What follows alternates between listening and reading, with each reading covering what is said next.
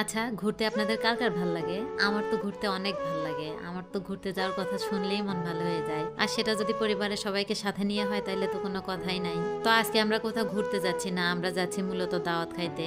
ওই একই হলো। ঘুরতে যাওয়া, দাওয়াত খাইতে যাওয়া একই তো ব্যাপারটা, তাই না?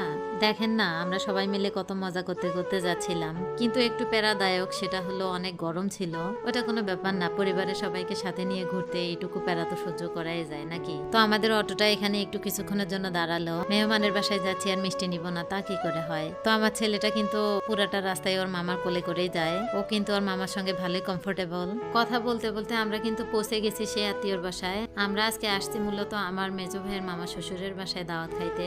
অনেক গরম ছিল জন্য আমরা কিন্তু বাড়ি থেকে অনেক দেরি করেই বেরোইছি আর এখানে এসে পৌঁছাইছি অনেক দেরি করে। তো একদিক থেকে ভালোই হয়েছে, বেশি গরম ছিল।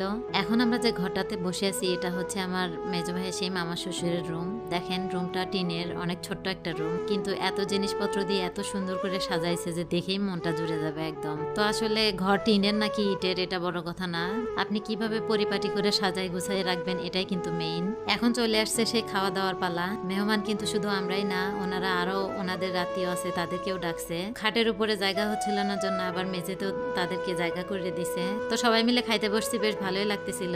কিন্তু সমস্যা একটা হয়ে গেল, সেটা হচ্ছে আমার ছেলেকে রেখে আমি খাইতে পারতেছিলাম না। সবার খাওয়া দাওয়া শেষের পথে কিন্তু আমার ছেলের জন্য আমি একবারও ভাত মুখে দিতে পারতেছিলাম না। যে একটু খাইতে ধরছি মুগ্ধ একদম থাপা দিছে প্লেটের মধ্যে। আসলে কি বলবেন, মা হওয়া যেমন কষ্টের, সে বাচ্চাকে মানুষ করা কিন্তু আরো বেশি কষ্টের। আর তার উপরে যদি হয় একলা হাতে সামলানো তাইলে তো কোনো কথাই নাই, প্যারার উপর প্যারা। যাই হোক, সব মিলিয়ে কিন্তু এনজয় করতেছি আমি আমার লাইফটাকে। আমি এটা নিয়ে কোনো দুঃখ করি না, কোনো কষ্ট নাই আমার, কারোর উপর কোনো অভিযোগ নাই। সবাই সবার মতো ভালো থাকুক, এতটুকুই চাওয়া। আমার ছেলেকেও আল্লাহ ভালো রাখুক, সুস্থ রাখুক।